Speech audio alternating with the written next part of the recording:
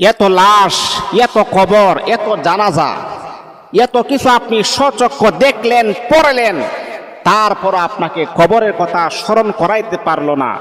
আপনার চাইতে নিকৃষ্ট আল্লাহর জমিনের ভিতর আর কে হতে পারে? আপনি স্বচক্ষে দেখতেছেন আপনার সন্তান মারা যাইতেছে, আপনি স্বচক্ষে দেখতেছেন আপনার বাবা মারা যাইতেছে, আপনি স্বচক্ষে দেখতেছেন কবরের ভিতরে মানুষ নেমে কবর খনন করতেছে।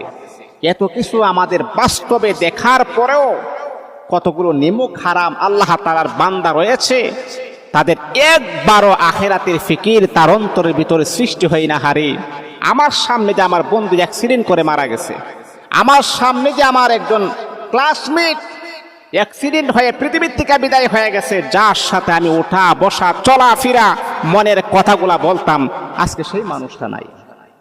তারপর আমাদের মনের ভিতরে সিগন্যাল জারি হয় না, কোন দিন জানি আমার